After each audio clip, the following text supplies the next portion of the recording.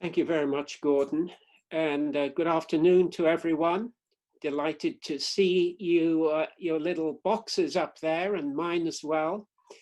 And we have a very important topic today. I think for many, this might be regarded as the existential crisis that we're facing globally, is the crisis of democracy. Which certainly doesn't look quite what it was made out to be, maybe by the founders of the American and other constitutions. There clearly are some problems, and the democratic world is often being made to look quite foolish from those who are opposed to democracy.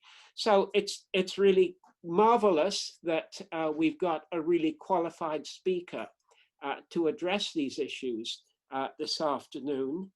Professor John Owen, Professor of Politics, Senior Fellow at the Institute for Advanced Studies in Culture and the Miller Center of Public Affairs, University of Virginia. John, I hope you don't teach in all three of those locations. Only the first.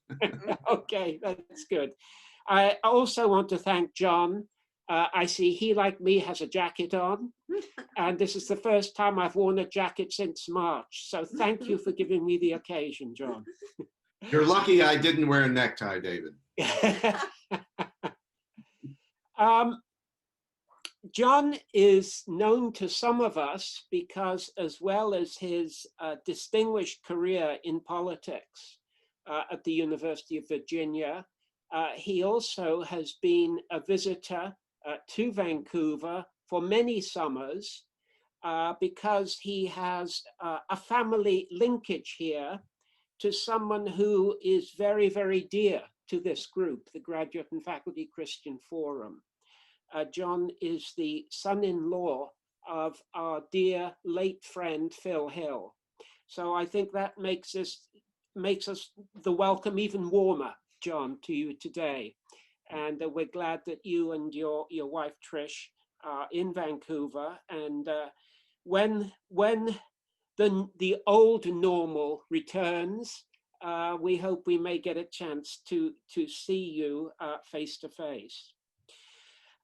Responding to John's presentation this afternoon is Tyler Chamberlain. Tyler, thank you very much for agreeing to do that.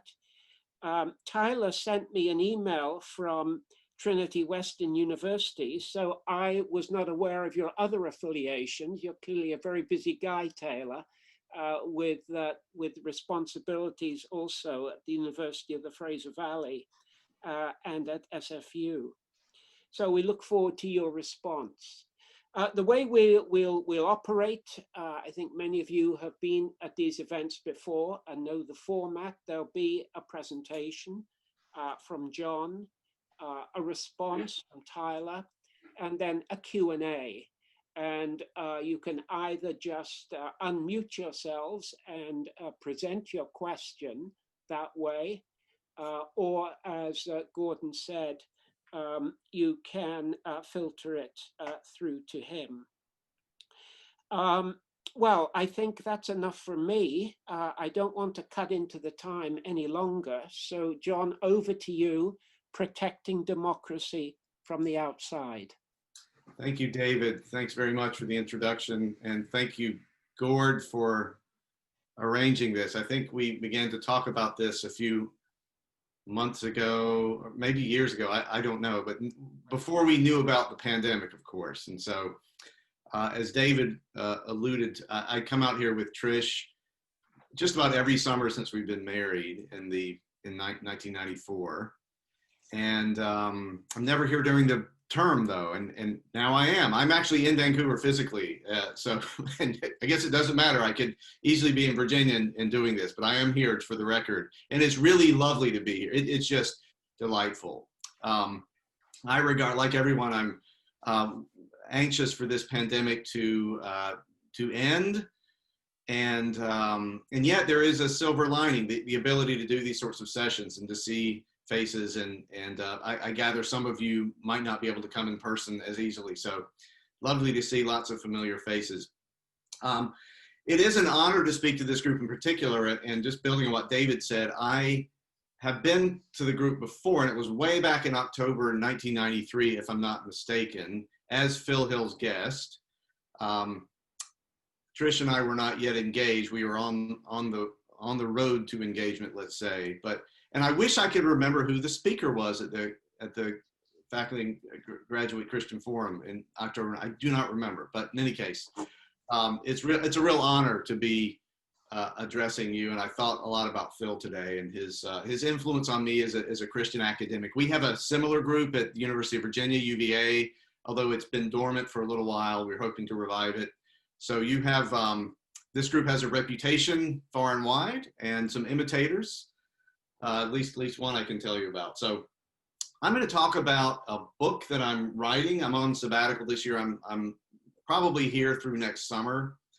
And at UBC on a visiting professorship, though that doesn't involve going to UBC. It involves, working here.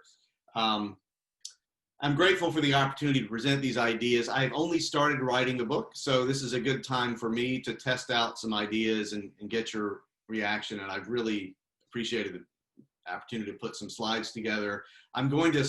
You're not going to see me for much longer. I'm going to share my screen. Let's hope this works.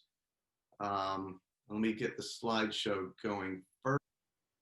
Let's see if we can make this a slideshow. Just a moment here. A little bit in the way. Here we are.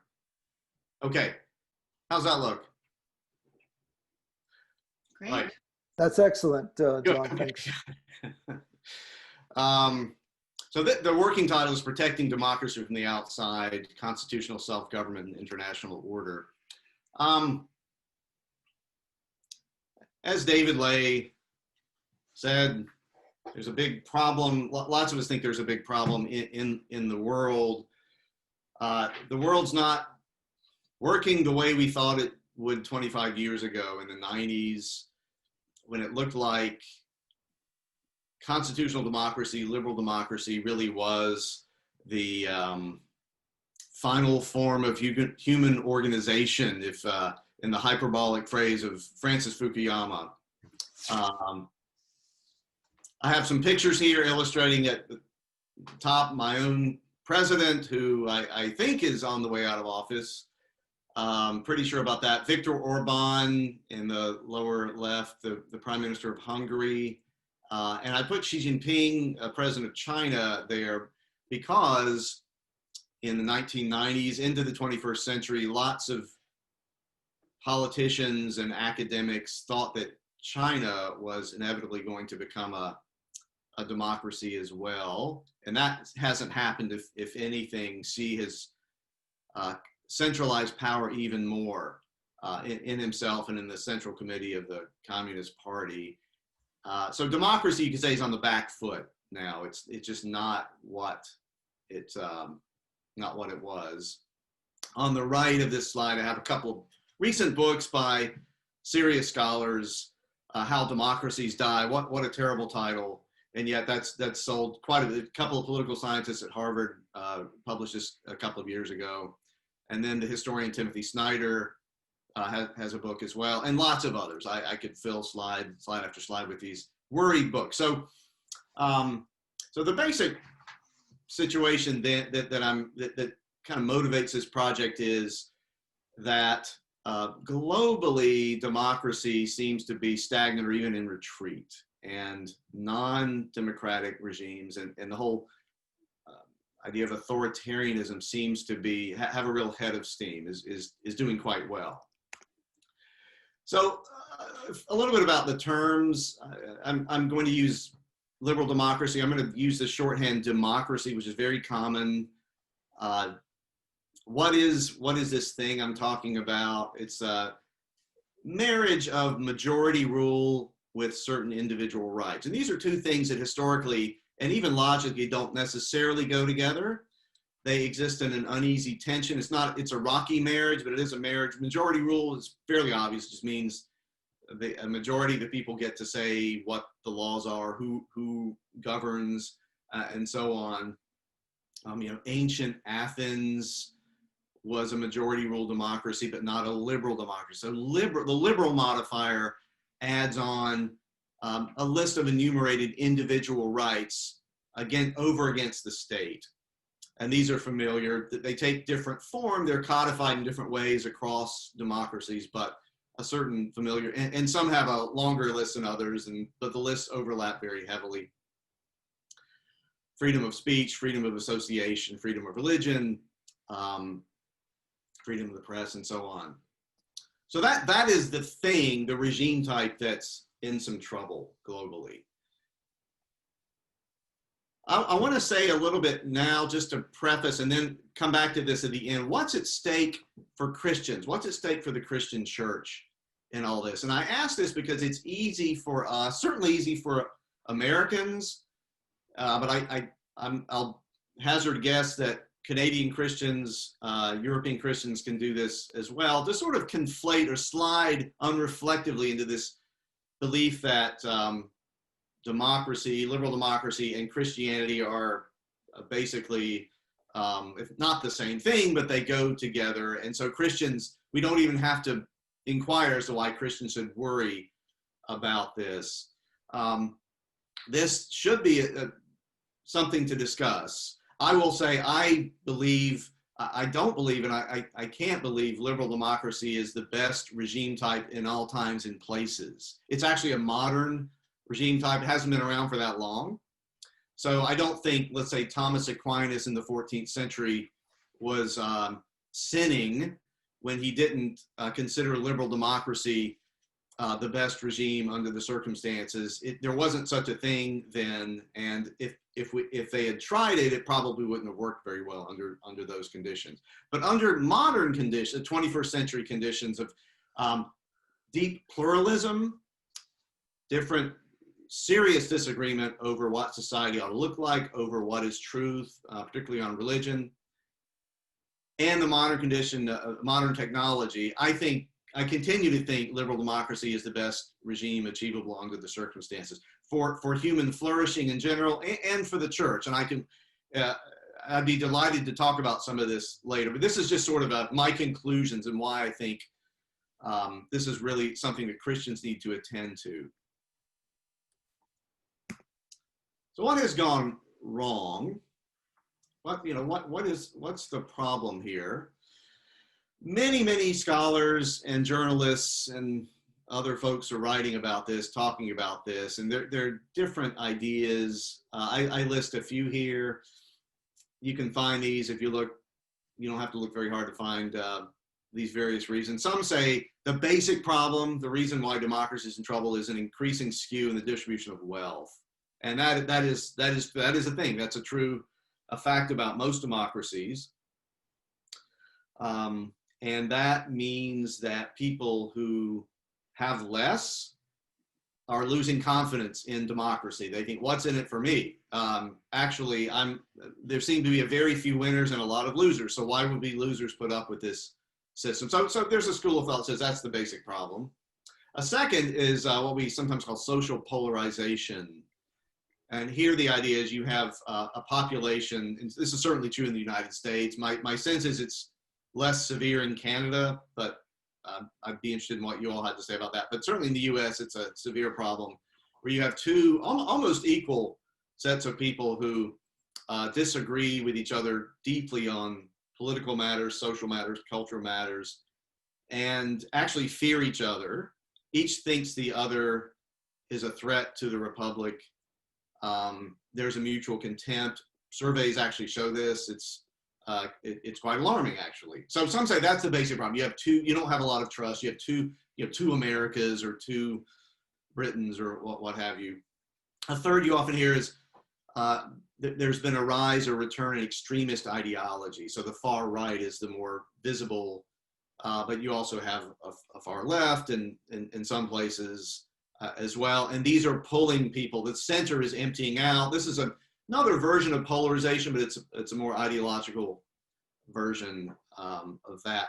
A fourth explanation you often hear is this is basically a problem of the new media, digital media, social media, TV, talk radio. These are echo chambers. People self-select into the media they like and ignore the ones they don't like. And so they end up only interacting with their own tribe and not with the other side. And their tribe tells all sorts of stories about the other tribe. And this is true of the right and the left and so on.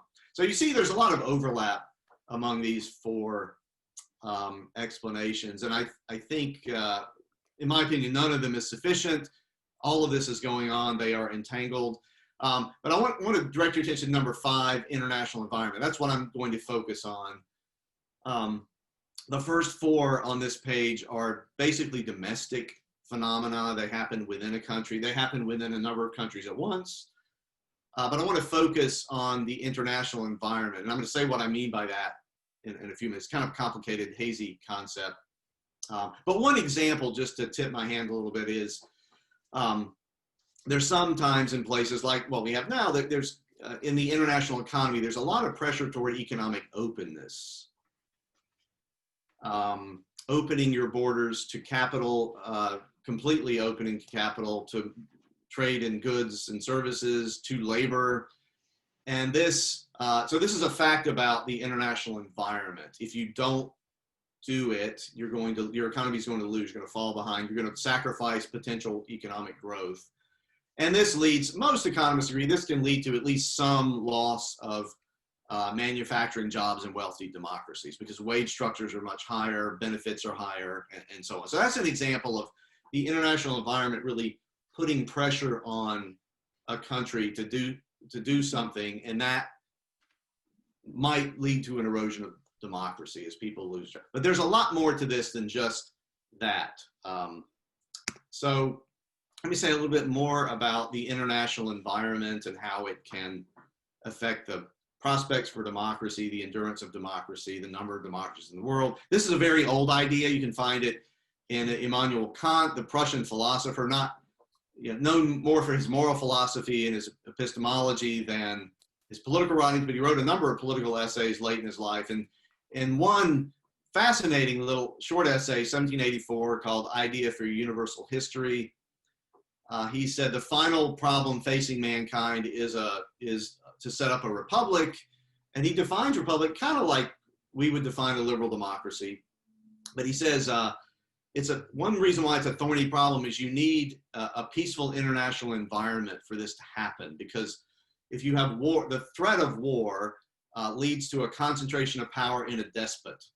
The country's going to need a strong king to fight that war. So we need to think about how to get international peace, and then we would, right? So, and he wrote more about this later, but that's an example of what I'm talking about. The international environment can affect a country's domestic system of government.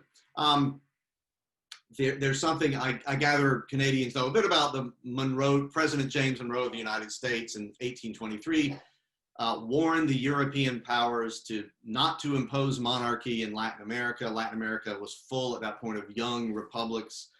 And Monroe's reason, and the reason of his Secretary of State, was that they believed that there would be a kind of infection or contagion effect if the French and the British and the Prussians and the Austrians and the Spaniards began to establish monarchies in Latin America. They thought this would spread up north and endanger the U.S. Republic. Probably not true, but that's another example of how this works. What's happening around the country can affect its system. There's a lot of social science, much more recent, supporting this idea, and I tick off a few examples of this. So one example is in an international system where we have one really powerful country with a preponderance of power, and it's a democracy, then you tend to have more democracies in the international system. And by the way, if you have one really powerful state that's, say, an absolute monarchy, you tend to have more absolute monarchies in that system. And there's some hypotheses about what's going on there, but there tends to be a kind of gravitational effect. A second bit of social science that I think is quite solid is it's been shown that in periods when democracies experience really high economic growth, you find democracy spreading. All right, that's another thing. Something going on outside a country can make it more likely to become a democracy. I'll skip over interdependence. But this leads, so I was reading a lot of this literature for many years, actually, teaching about it.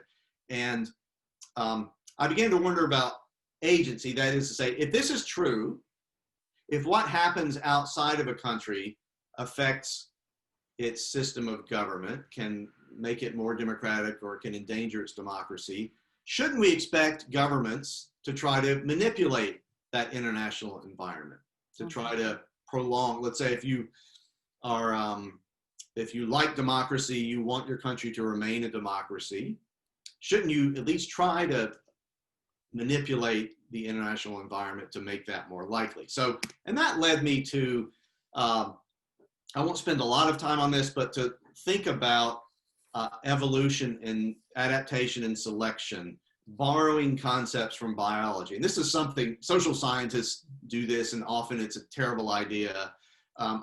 So I mean this in a very limited sense, but I do think selection and adaptation happen in international relations, international system. So just to go over some probably familiar concepts. In the natural realm, evolutionary theory says the environment selects for certain traits over other traits.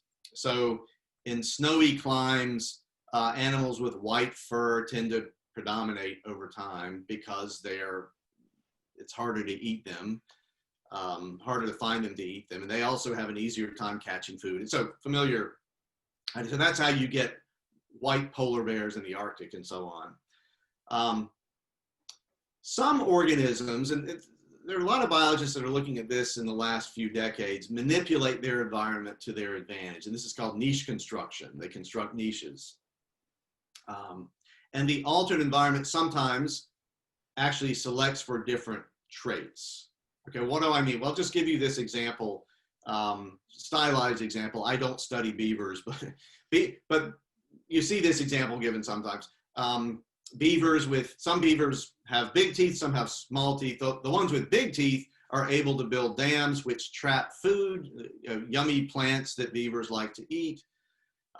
This gives the big tooth beavers a reproductive advantage over the small tooth beavers, and the big tooth beavers come to predominate. But what's happened here is the beavers have actually altered their environment, and that altered environment has fed back into their genome, actually. It has evolutionary consequences. So that's the basic idea of niche construction. So some natural scientists, anthropologists, other social scientists have applied this to social phenomena. Human populations that cultivate dairy cattle have more lactase. Lactase is an enzyme that helps us digest dairy products. So that's an example of manipulating, cultivating a certain type of cattle, then people drink more milk and so on. And there's anthropologists and sociologists that look at civic education leads to a population to adopt more democratic norms and so on. So that's the kind of conceptual framework I'm using here, but I want to move back to my own subject matter. A quick note about, in case there are people out there who, in case there are any biologists in the audience, I'll just make a quick work of this point. In biology, evolution is really about populations or species, groups of organisms. Organisms die and are born. Organisms themselves don't evolve, but species evolve, populations evolve. I'm talking about something different. I'm talking about institutions evolving, not populations of institutions, but the actual institutions themselves change over time. So a country can become a democracy and then become an authoritarian state. It's the same country. And I don't want to get bogged down on this point unless somebody wants to talk about it in the Q&A. But it's a serious point for social scientists to think about. And there's some interesting thinking going on about it. But I am talking about the evolution of states in terms of their regime type. Okay. So since I'm really interested in the international environment and how it affects whether a country is a democracy or not, can I be more specific? What are elements of the international environment that select for or against democracy? If we can get this right, it might be really important in today's world. So I've isolated a few examples, because environment is this hazy concept. It approaches infinity and the elements in your environment. So one is the predominance of democracies globally and in a country's region. How many democracies, how wealthy and powerful are the democracies, where are they located? And again, there's a lot of literature backing up the idea that if you're in a neighborhood with other democracies, you're more likely to be democratic. If you're in a neighborhood of autocracies, it's hard for you to be a democracy. That's an environmental factor. Second, is the number of democracies growing, shrinking, staying the same? If it's growing, you're more likely to become a democracy or remain a democracy. A third environmental element is how democracies use their resources. Are they using their wealth? Are they using their military, their CIA in the American case, to promote democracy, to undermine democracy? This matters. I've actually done a fair bit of work on this particular question in past years. Fourth, the degree of cooperation among democracies. If democracies are actually working together, especially in the economic realm, democracy tends to do better. And I'll actually talk more concretely about that in a minute. If they're not cooperating, if they're working at cross purposes, democracy tends not to do so well. Let countries lose their democratic institutions, fewer countries become democracies. And fifth, technology. So technologies of war, commerce, communication, sometimes those can favor the centralization of power. Sometimes they can favor the dispersal of power and democracy. So for example, there's one school of thought in international relations that says if offensive technologies are dominant in wartime, if it's easier to attack than defend, that actually favors autocracy, because every country's constantly afraid of being attacked and it has to have centralized power and a very large standing army. If the defensive doctrine and technology is favored, it's better for democracy because countries are more relaxed. They don't worry about war as much. Okay, so, all right, now I want to get into enough of the abstraction. Let's talk a little bit about history and really important story about why liberal democracy had become very prominent globally, all right, in the latter part of the 20th century. And here I'm going to talk about liberal internationalism. Liberal internationalism is both a foreign policy strategy that the wealthy democracies have practiced for decades, really since the Second World War. It's also a kind of an international order. The United States is the kind of main underwriter of this order, but Canada, the Europeans, Japanese have been very, very much a part of it since the origins as well. So the story goes like this. The traumas of the Great Depression and the Second World War taught the democracy, and this is a period when democracy really almost disappeared, right? I don't have to go over that history, but the Great Depression was awful. Fascism rises in Europe, Latin America, signs of it elsewhere. Also, Stalin communism is looming to the east. In the 30s, the smart money looks like it's not on parliamentary democracy anymore. Lots and lots of smart people said this is it's not working out. And then the Second World War happened, which just about destroys at least European civilization. So leaders of countries, and I have in mind especially the British and the Americans, who the Churchill and the Roosevelt/Truman governments really conferred a lot about this as they were planning the post-war order. You know, once it was clear Nazi Germany was going to be defeated and Japan was going to be defeated, they had to talk about the post-war order. And there were people in both of these governments that had learned these lessons. And these may not be true lessons. I happen to think they're probably true. They're mostly true, but they believed them at the time. And that was the reason why you had World War II was because of the Depression, because the democracies were not able to do what it took to get out of the Depression quickly enough. They made the Depression worse.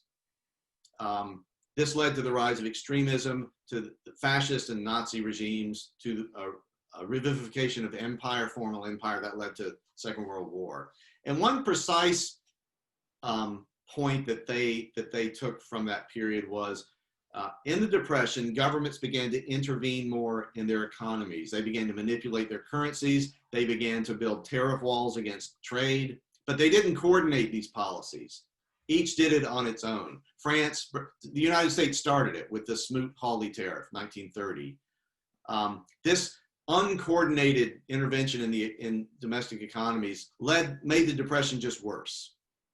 Had they actually consulted on this, so went the argument, the Depression would have been shorter and not as deep. So the lesson learned then was this collection of policies called liberal internationalism. These were put into place by these democracies in the mid and late 1940s. And the idea is, we need to protect democracy by manipulating the international system.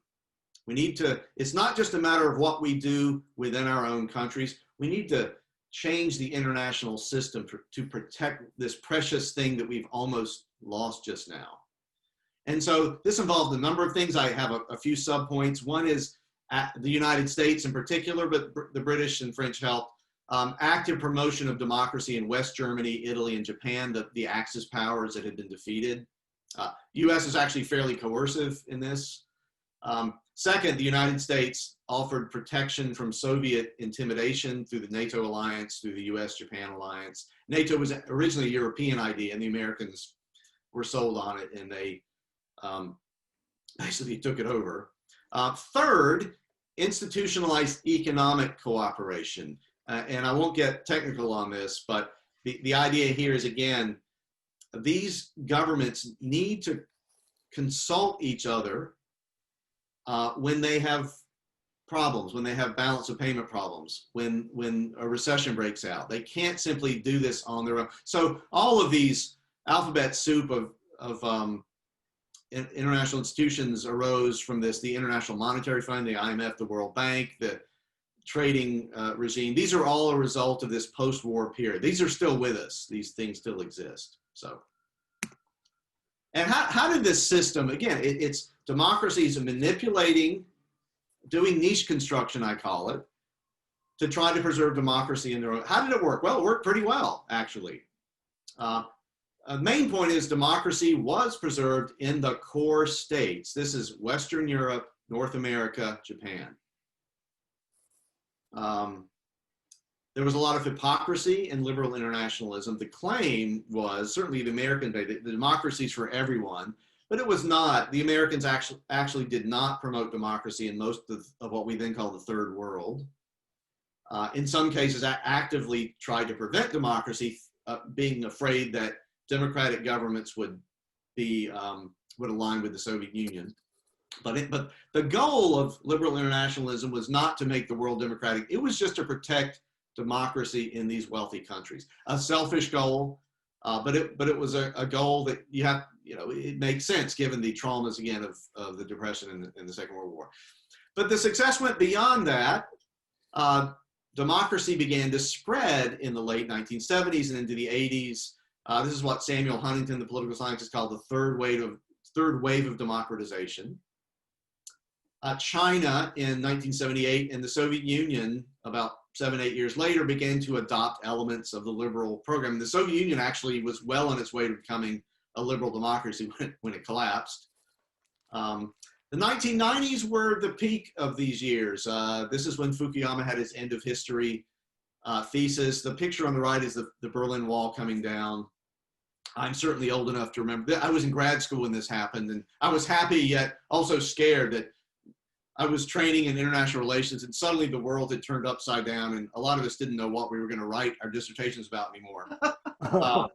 So I selfishly, it's great for the Germans, but what about me? This is really ruining my career plans. But in any case, the 90s were, peak liberal internationalism. And it's funny, I teach some of this to my students, and this all happened well before they were born. They don't remember it all, and it seems really strange. A lot of them are unfamiliar with this. They just think democracy, I'm not even sure what it is, but it doesn't seem like a really healthy system right now. And so I have to kind of walk them back to this period when, if you like democracy, it seemed like a great time to be alive. Well, since that, what has happened? What's happened? Well, my argument leads me to look for changes in the international environment, right? And here I've got two things I'm going to look at in the book. The first is that liberalism itself has changed, and it's changed from what I call welfare liberalism to what I call cosmopolitan liberalism. The second is the ongoing rise of China, and I'm not going to talk about that here. I have slides on it, but I just don't have the time. I'm going to talk about the changes in liberalism itself for a few minutes, and then I'll wrap up, and then I'll talk about return us to how we think about this as Christians, and then I'll wrap up. So, and here, bear with me, I have another historical argument. This goes back a bit further. I want to say there have been three historical phases of liberalism. Three phases, going back into the 18th century. What is liberalism? I'm going to get clear on this. There's massive literature on just what liberalism is, and nobody seems to completely agree on what it is. That's a problem. But at the very least, I see it, having read and thought a lot about this, as an ideology and a system that, among other things, tries to safeguard individual autonomy, the autonomy of the individual. Autonomy from the Greek literally means self-law, self-legislation. Just means, and this is language from Immanuel Kant actually, every individual has the right to consent to the laws under which he or she lives, consistent with everyone else's autonomy. It's kind of a complex notion, but probably intuitive to those of us who live in liberal democracies. This idea that I'm not a lawmaker, but I elect my lawmakers through a due process, a transparent, open process. In the American case, a messy, fraught one right now, but nonetheless. So, and it's individual, not group autonomy. It's every individual is supposed to have equal autonomy. So says liberalism. So that's a very abstract notion. When I say liberalism has been through three historical phases and it's in phase 3 now, I mean, what is meant by individual autonomy and threats to individual autonomy has really changed over the decades.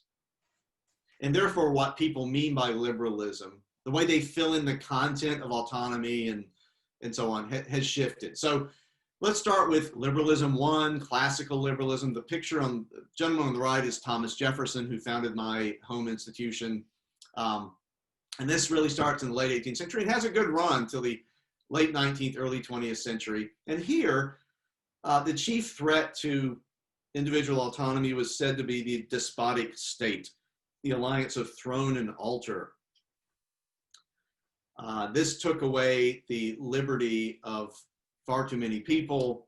And so in France and the United States, those being the outstanding examples, but the Netherlands, Poland, other places as well, there were regime changes or reforms put in place. The remedy was disempower the state to some extent, disperse power, different parts of the state, and something like laissez-faire economics. So Adam Smith's Wealth of Nations, 1776, is an influential text here. And the good life is, as envisaged in this type of classical liberalism 1, was personal freedom, free enterprise, freedom of association, and so on. The government basically leaves me alone.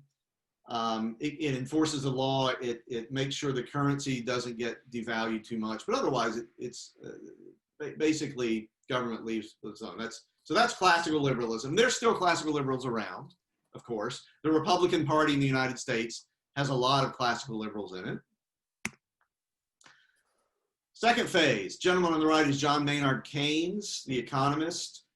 This is what I call welfare liberalism. This emerges in there are early signs in the late 19th century, but really early 20th century when it gets going. And here the chief threat to individual autonomy is no longer the despotic state. The state has been tamed. It's now a liberal state. It really is unfettered capital, money, capitalism, if you will, which leads to boom-bust cycles, which leads to massive waves of unemployment, such as had in the Great Depression. But there have been precedents. There have been other depressions in the past. What's the remedy? What does a good welfare liberal think the remedy is? It's having the state regulate the economy more. Right? No more of this laissez-faire. You just leave me alone, government. I'm to do my thing. No, the state needs to become more active. And the good life is one of for adult males, and it's a significant qualifier, guaranteed employment. But the good life for a member of a family is to have dad with a steady job, a lifelong employment. And this is very clear in the documents at the time. This was the overwhelming burden of governments in the 40s. How can we, in the 50s, how can we and Keynes, I put Keynes up there, he, with his writings were extremely influential in how to kind of put a theoretical grounding underneath welfare liberalism. So. Third phase of liberalism, what I call cosmopolitan liberalism. Some colleagues don't like my use of that word, so I'm open to changing it, but right now I'm using it. And this really emerges in the late 20th century, and I think it's still regnant today. It's certainly dominant in elite circles, and that's really important. For cosmopolitan liberalism, the chief threat to individual autonomy is now, it's not the despotic state, because the state's not really despotic anymore. It's not unfettered capital, because capitalism is regulated. It is instead traditional norms and institutions, including traditional religions. These things are, and so these are mostly not about the state. They're about civil society, to some extent corporations.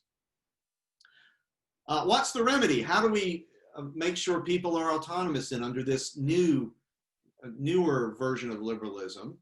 The liberal state and fettered capital acts to erode these traditions. Okay? And you can see this certainly in the United States, both in the court system, but also in especially large corporations, HR departments, and so on.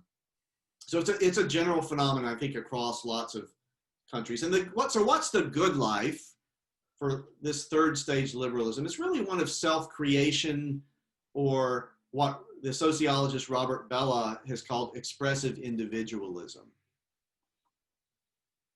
Expressive individualism. And I have a story that I share. A number of historians have been talking this way for a while. Really, the third way. This is a picture of Bill Clinton and Tony Blair back in the 90s. They were much younger then, and I don't know, applauding each other, I think, there. But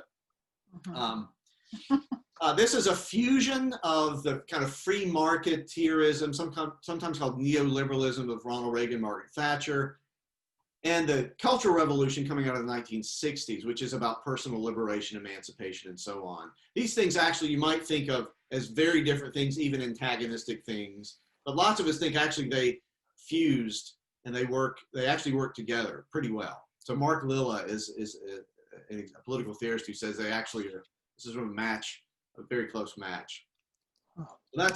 So what's going on?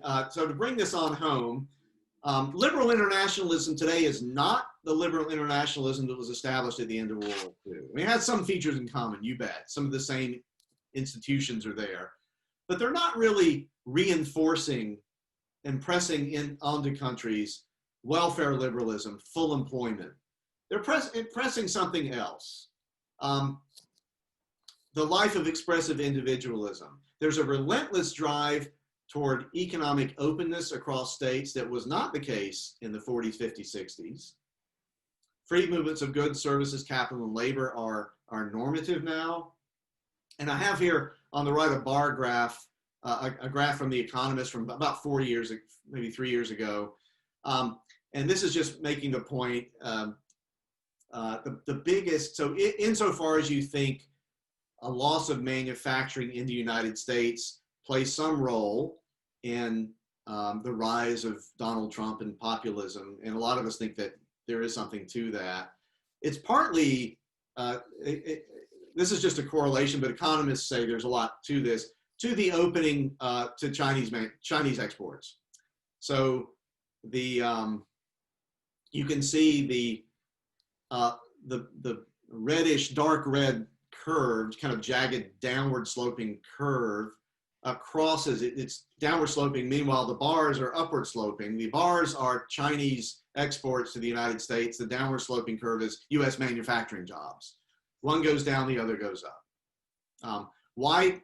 This is not to pick on China, it's just the most obvious and stark case of this, but this idea of openness being what we need is of a piece, not with welfare liberalism, but it is of a piece with cosmopolitan liberalism.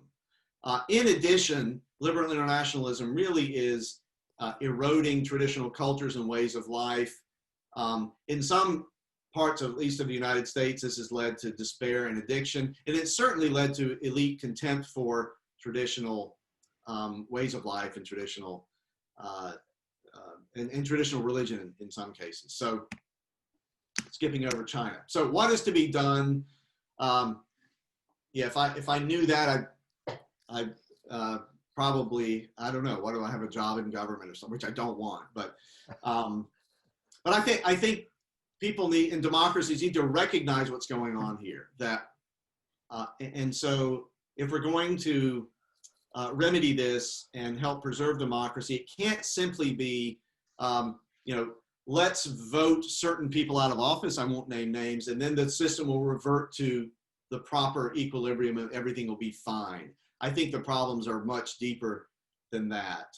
That you wouldn't have certain politicians in power in Europe and the US if not for these deeper problems, if not for the way liberal internationalism has been malfunctioning. I think we need to rethink liberalism, what it is, and I'm not calling for, I have critiques of all three kinds of liberalism, not just the current one.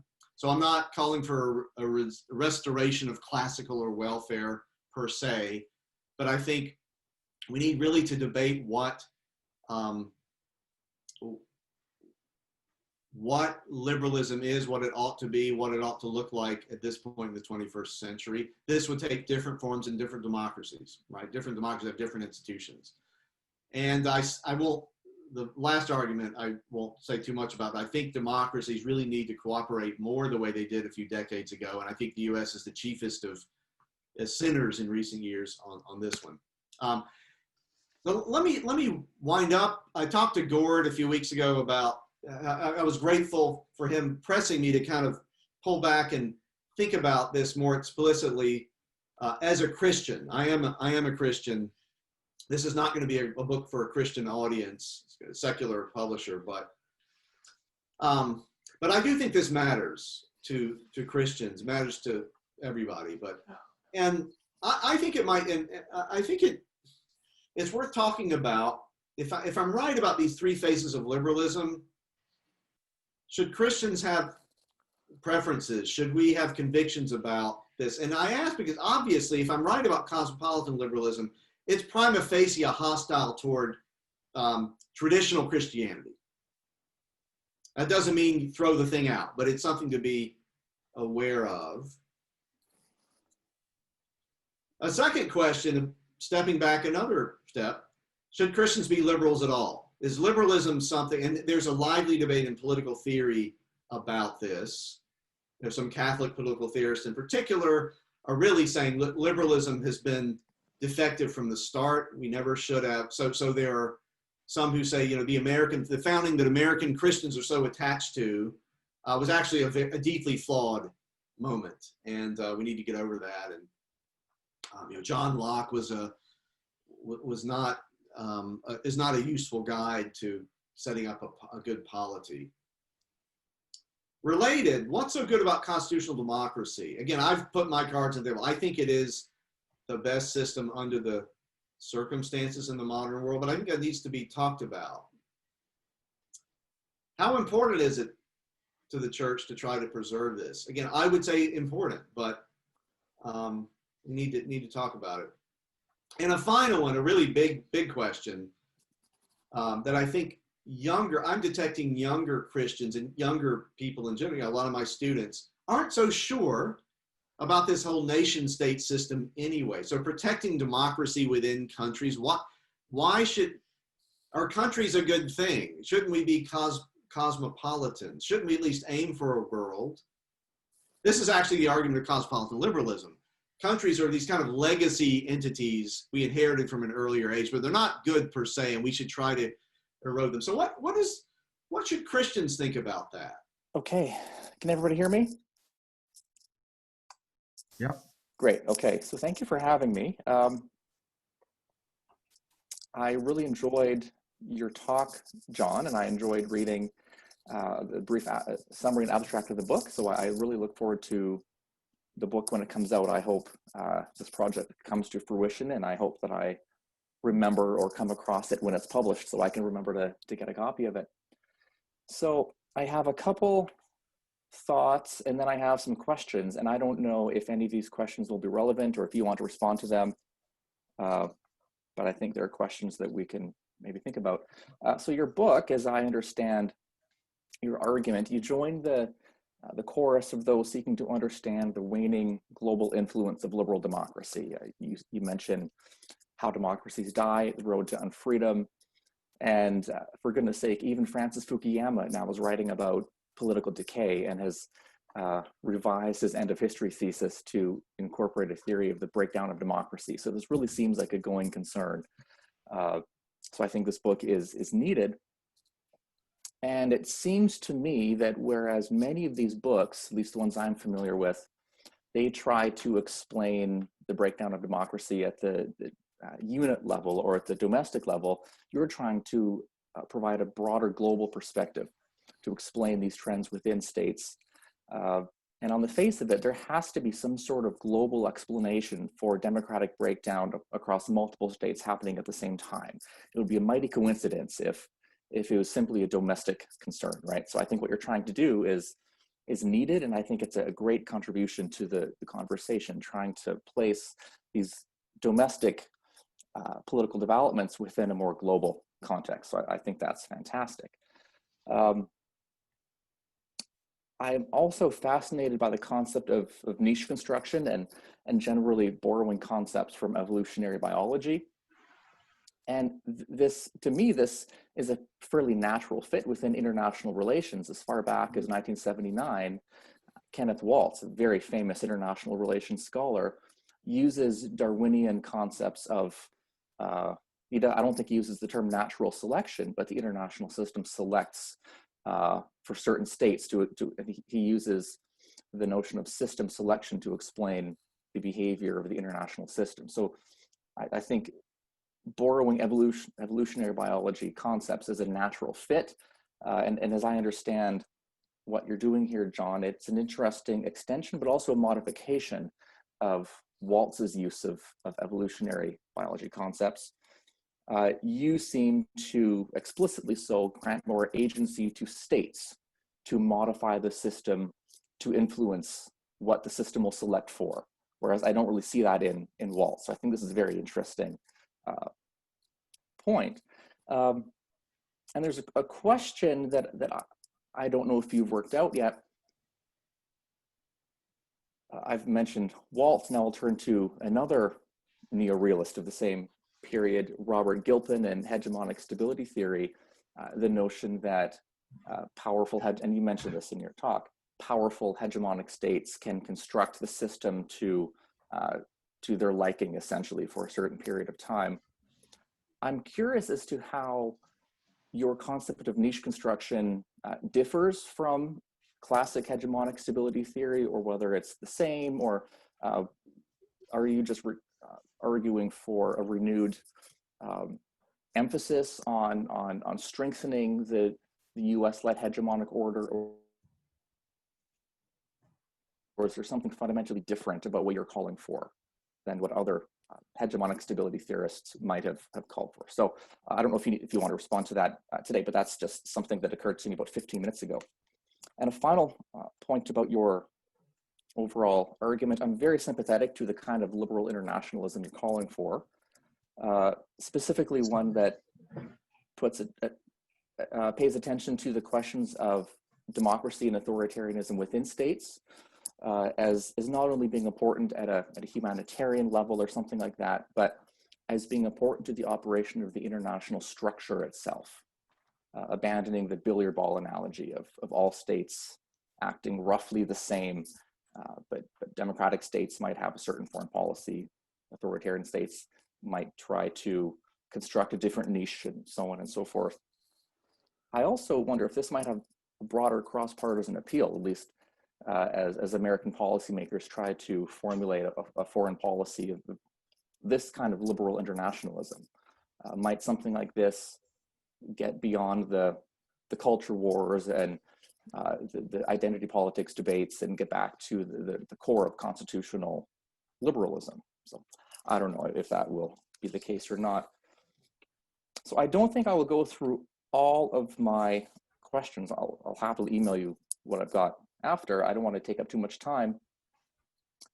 But there's one that I'm interested in, specifically the mechanism by which a certain international environment might select for democracy or authoritarianism. How might this be different than, say, strong states themselves influencing weaker states to democratize them? How can we say that it's not simply the United States as a powerful agent democratizing states, rather than the system level itself having this kind of effect? You alluded to some of these mechanisms, and I'm sure this is something you'll address in the book, but to me, that seems to be a very interesting question. If the United States is using its economic or political power to induce states to move towards democracy, is that the system selecting for democracy, or is that just a particular state? Or is that even a meaningful question that I'm asking? Does this distinction hold up in practice? So I don't want to take up any more time, so I'll probably leave it there. I think this is a very promising book. As I said before, I look forward to reading it, and I think the global perspective on the democratic recession is needed, and I think builds upon a lot of the other work that's out there. So I can't wait to read a more developed form of this argument whenever it's ready. So thank you for the talk. Thank you for putting this all together, and I very much enjoyed it. And thanks everyone else for having me. Thank you, Tyler. John, did you want to take on some of those questions now before we move to giving voice to other people who are part of our event today? Yes, thanks, David. I will. I think I rattled on too long in the talk, so I'll be brief. But thanks, Tyler, very much for the question. They're excellent questions. The question. So a little bit of political science stuff. The Gilpin, yeah, you and I could email about this, I think. But he was one of my early teachers many years ago. He's not that interested in, as far as I can tell, regime type, liberal democracy versus. So I'm taking a lot of his material and saying, I'm not interested in American power. To take the United States, I'm interested in the United States as a democracy, as an enduring democracy. The United States could, in principle, be a very powerful autocracy. But that's not, so the power, the wealth, that's not of direct interest. It's really the regime type. That's sort of the genotype, if you will. Okay. But yeah, Gilpin's a big influence. Cross-partisan appeal. I hope so. We sure could use some of that south of the border. So I'll just say let's hope. But I don't know. Talking about that would take up way too much time. There's not much of a center right now in the center left, center right. Joe Biden is a center left guy. We will see what happens. So and I also don't want to be heard calling for a return to the 90s or the aughts. Big mistakes were made. I think Gary Hewitt's on here. Yeah, so Gary and I have had many discussion about these things over the years. So there's good and there's bad. There's bipartisanism where both sides are making the same mistake in a kind of groupthink dynamic. And the U.S. has had a bit of that. Finally, mechanism of selection. That's a fabulous theoretical question. So all I can say is, the United States, for example, or Britain in the past, France, they have intervened directly in other countries. That's not what I've actually written about that. That's not what I'm talking about here. I'm talking about how they try to affect it's more indirect. So the US, with all its power and wealth, has disproportionate influence over the international order. But what I'm interested in part because China, and I didn't talk about China, but China is doing something parallel, especially in its region, trying to set new trading rules. For example, this trading pact that was ratified last Sunday, China had a very heavy role in that. That's a different type of trading pact than the United States and Canada and Europe like to have. It's much more limited, in fact. So I'm interested in both. So I acknowledge powerful states have a disproportionate influence in niche construction, but it really is the niche that I'm interested in, if that makes sense. So in a way, I'll answer you by saying both, but it's the niche, the shaping of the rules and institutions that interest me in this project. So. Okay, well, at this point, I invite you to present your questions to John. But the question's a good one. And I will say that when I speak to my students and younger folks, the burden, I wonder if Tyler finds the same thing, that there's a burden on those of us who default to saying, the world's made of nation states, it's just the way it is, and the church should accept that. I alluded to this a minute ago. A lot of my students just, on moral grounds, and this includes Christian students, just are suspicious of nation states. They're at best regrettable, and at worst something we should work to get rid of. And so I don't think I think, to me, that runs a risk of a kind of Gnosticism. I mean, we are physical beings. We inhabit specific places. I'm now in Vancouver, but it's not really where I live normally. And I think, that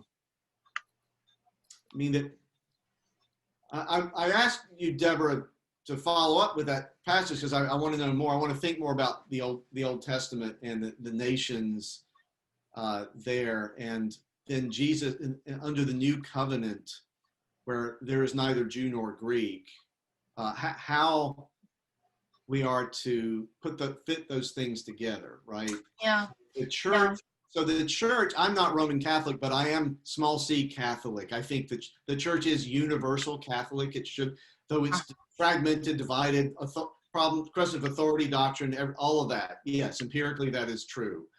But the church, divisions grieve our Lord, and so I think we need to think of the church as small c Catholic. What does that imply about the rest of the secular world? I still say it's, when I think practically through the options, that the church, Christians need to work with the system, the international system we have, because I think trying to change that can lead to all sorts of mischief and damage. Gord, I have a scripture here from Proverbs 22. Perhaps this is what Deb was referring to. Yeah. Proverbs 22, verse 28 from the ESV. Do not move the ancient landmark that your fathers have set. Mm-hmm. I don't know if that's the one. Yeah, that's it. Because that's about where I am in the Proverbs these days. That's it. That's one of them. Yeah. Thank you. Well, I will say, thanks, Uta. I will say this gets tricky because boundaries do shift, in fact. So the political boundaries are not what they were when Proverbs was written. And this is where agency comes in again. So, the boundaries in Middle East, for example, a very troubled region, were drawn after World War I, a lot of them by Churchill and the French in the breakup of the Ottoman Empire. And so there are lots of complaints in the Middle East about these borders. Similar story with Africa. African state borders are an artifact of colonialism and post-colonialism. They aren't necessarily natural, whatever that might mean. So this is a tricky, tricky business. I was more interested in just the fact, regardless of exactly where the boundaries are, should we have boundaries? Because again, a lot of my students aren't sure we should. Well, one last thing, and I'll not say another word because I'm taking up too much time. But as I understand it, a chief driver of the international movement and open the borders is that nobody should be poor, that we should redistribute the wealth. It's a very active policy of some of the elites in the globe.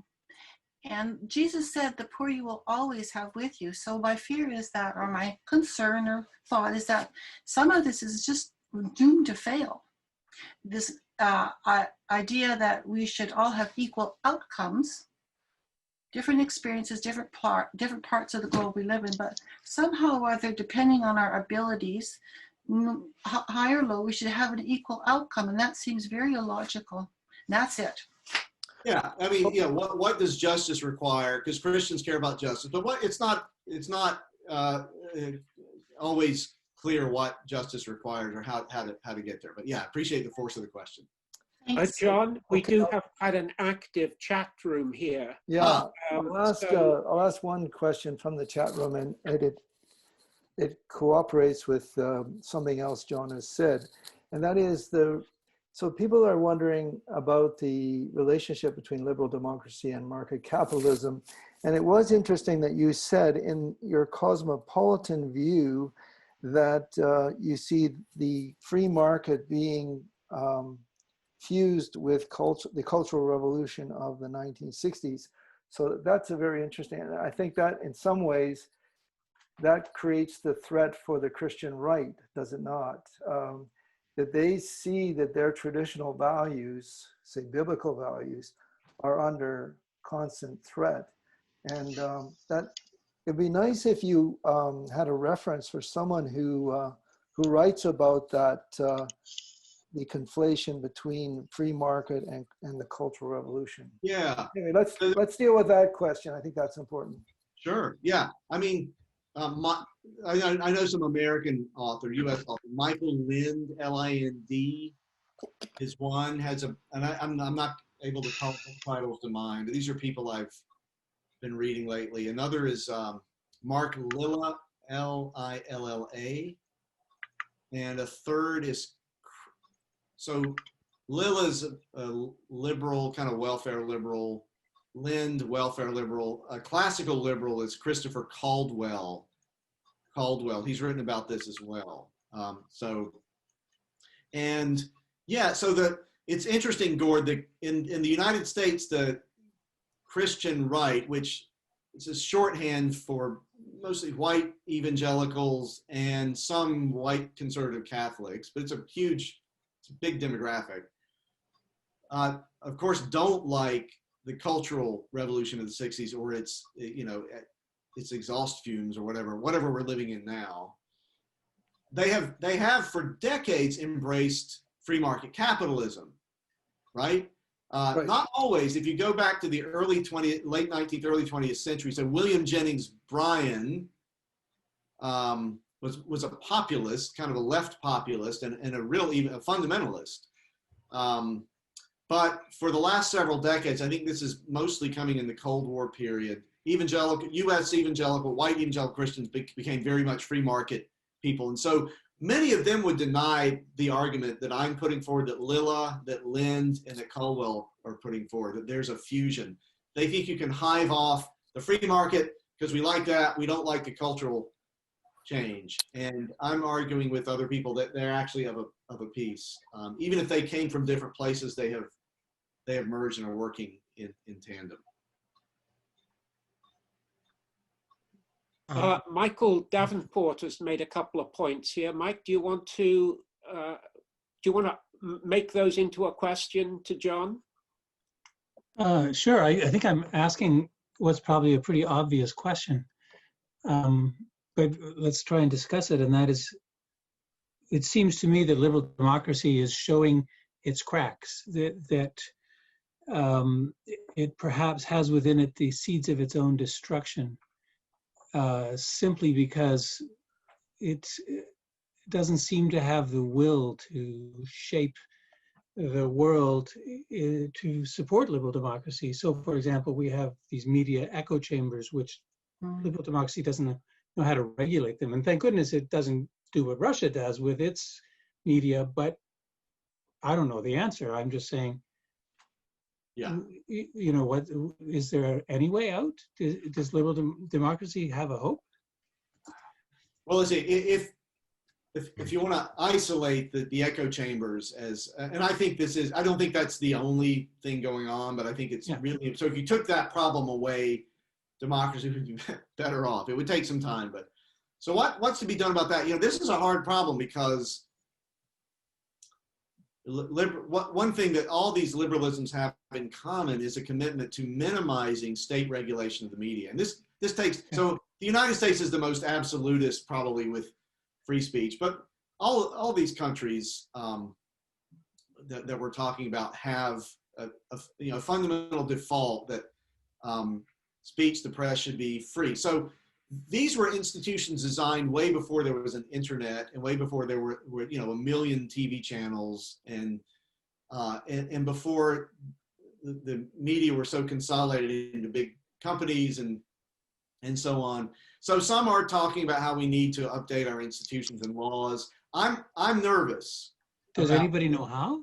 Are there really I'm nervous. serious suggestions? Yeah, well, there's one suggestion that's interesting to me that I saw just a couple of weeks ago. And it's specific to the US. It may have application here or in other democracies, but it used to be before the 1980s, the US had something called the Fairness Doctrine.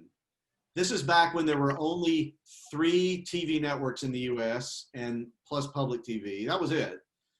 And because TV channels were a scarce commodity, the government regulated them. And it insisted that the Fairness Doctrine said, no network, no TV channel can be biased in favor of one candidate or one party and the other. You had to get equal time. And your editorial had to be fair. And that was a judgment call, but the law was the law. Under the Reagan administration, that was rescinded. The Fairness Doctrine was gotten rid of because cable TV had arrived, and the argument was space is no longer scarce. There are dozens and dozens of channels. Why the government shouldn't regulate this, right? This led, as channels began to multiply and as the internet came along,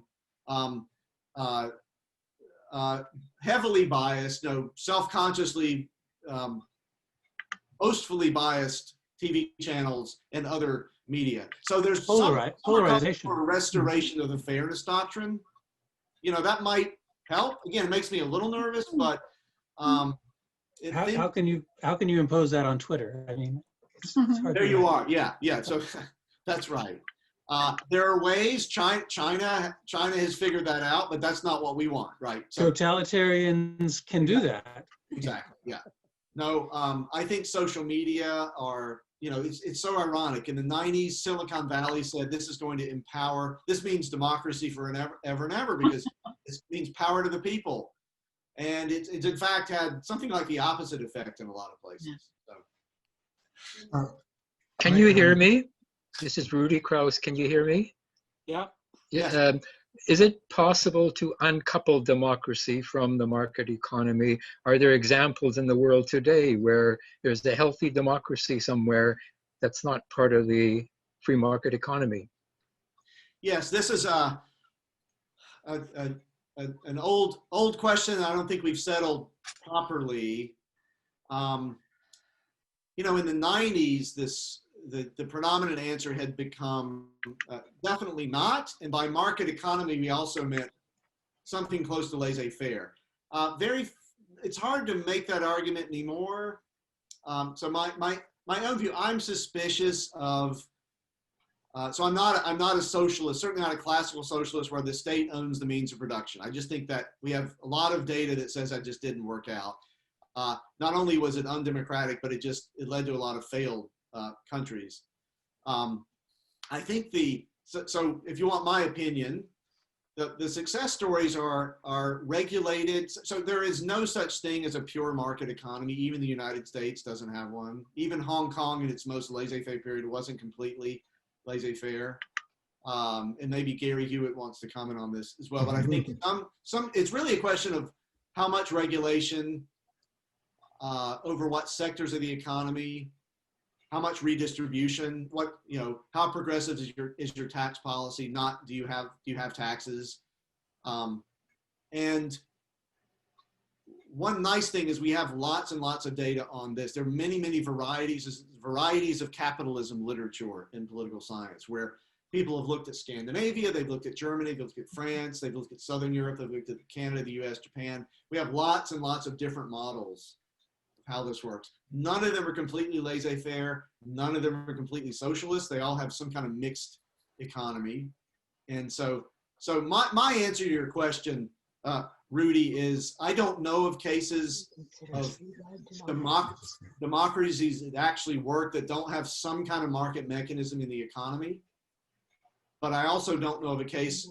I think it's silly to say we need complete laissez-faire, because that's just not workable and leads to all kinds of pathologies. So, could I make a point?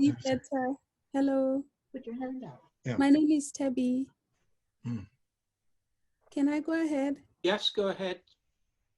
Or maybe there's somebody before me. They can go ahead. No, go ahead, Tabby.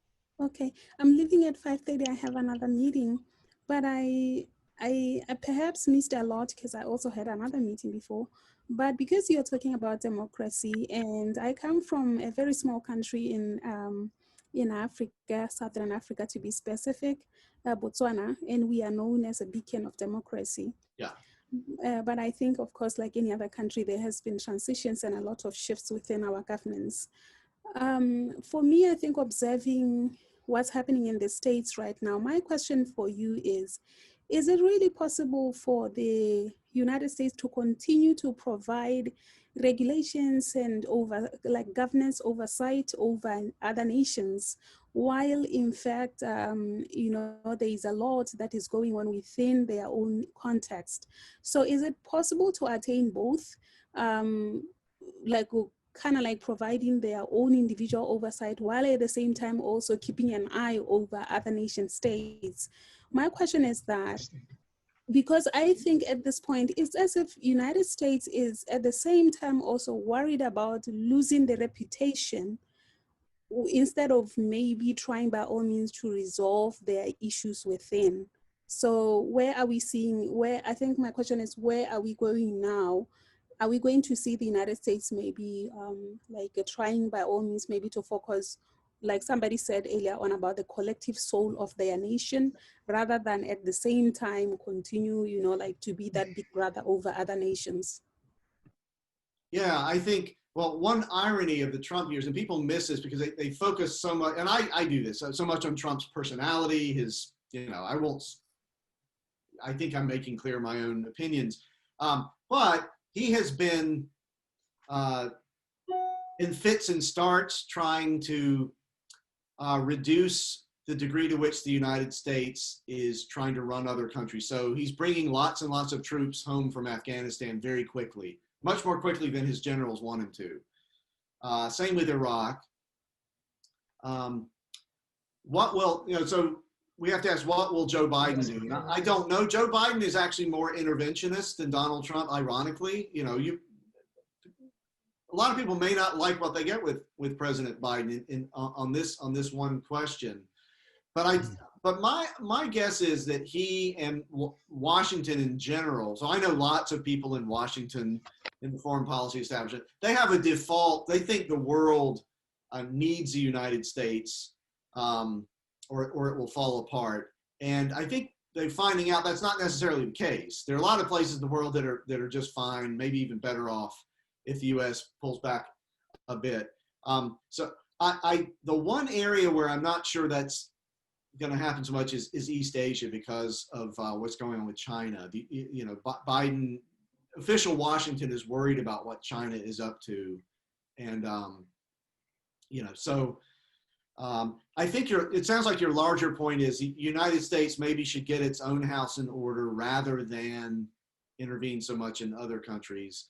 You know, it can try to do both. I think it's been trying to do both for a while, but I think you put your finger on a trade-off. I think you're right. There's, in particular, because the U.S. is setting a bad example for the world on what democracy looks like in practice. You know, maybe it worked in the 20th century, but it doesn't seem to be working now. That the top priority for the Biden administration, I think, needs to be to get the institutions working again so that Americans trust their own government and don't fear each other as much. And again, I think one way to do that is to attend to the international order that the U.S. is set up.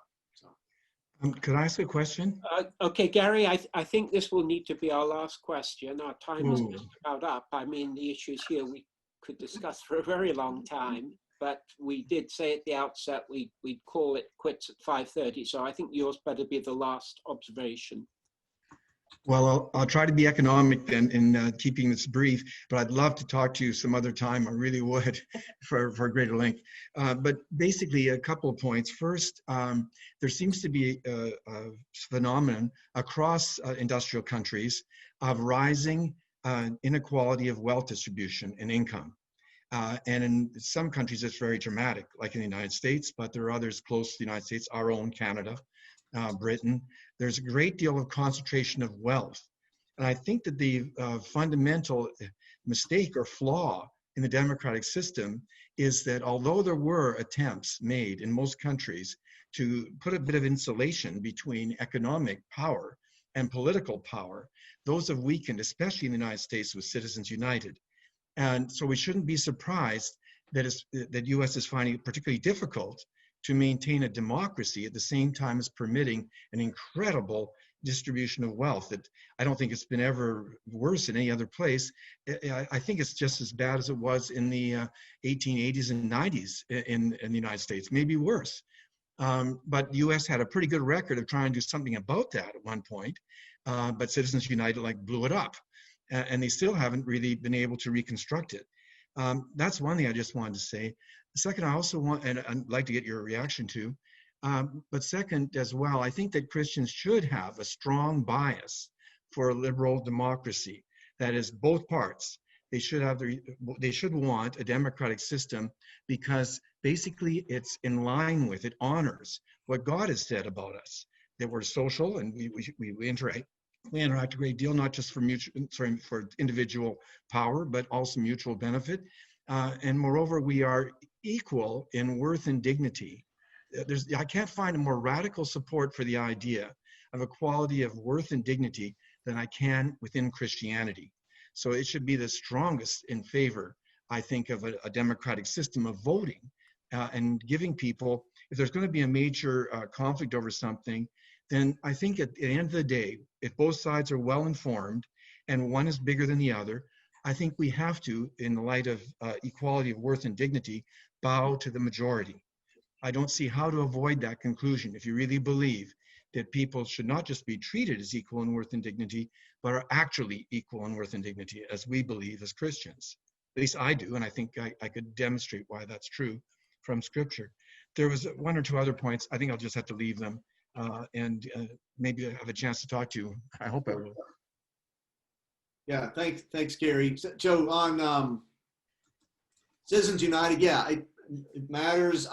I would not want to reduce everything to that because the problems I'm identifying are in a lot of European democracies. So I spent a sabbatical in Germany 4 years ago, and it's remarkable how I would say that's a high functioning democracy, but still problems that are quite evident. The UK as well, and these don't have the same regime governing money and politics as the US has. But yeah, I grant that Citizens United, that's a court case for those of you who don't speak US legal jargon.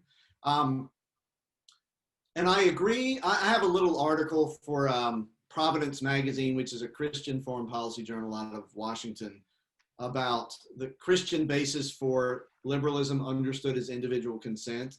And I think you put your finger on it, that one of the radical things that Christianity brought to the ancient Mediterranean was the equality of all souls before God. That's simply not something the Greeks or the Romans. Now, the Stoics had something like that, but otherwise, pagan cultures did not have that. And it was radical and strange. And I think if we need to hold on to that, and I think that a political ramification of that has to be the dignity, the equal rights of the individual.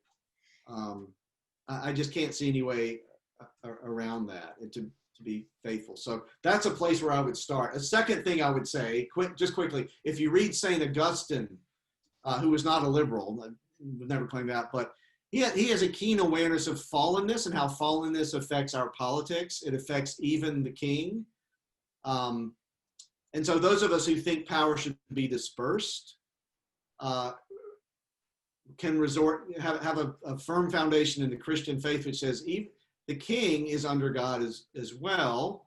Everyone's fallen. Everyone is vulnerable to the corruptions of power. So it follows that maybe we should disperse power and rotate power through and so on. So I think the raw material for liberal democracy is in our faith. And I would just start there. Mm-hmm. Thank you very much, John. I'm going to have to call things to a close now, not because we're running out of steam, but because we're running out of time. Yeah. And thank John so much for raising so many important issues. Mm-hmm. The chat room has been very busy. Clearly, there's a lot of back conversations here that you have allowed to be articulated. John, you will know this quote, and I cannot remember it correctly, but it's the statement that Churchill made about democracy. That's right. Can anybody remember it precisely? Would like to repeat it? That that democracy is a flawed system, but every other system is flawed very much more. He said it's the worst system of government except all the others that have been tried from time to time. Yeah, okay. So between us, I think that, the point is made. Now, I'm not suggesting that, Churchill said it, so that is truth and there's no more to say. But I think that we are at a crisis point today in the context of democracy that does lead to very challenging, and I used the word at the beginning, existential issues. I mean, we look at the US today, and here is an existential crisis unfolding. We look at Brexit in the UK a few years ago, another existential crisis. So these are big issues, important issues. John, we're looking forward to your book, and we might even see if we can get you back to talk about it when you've got all the answers.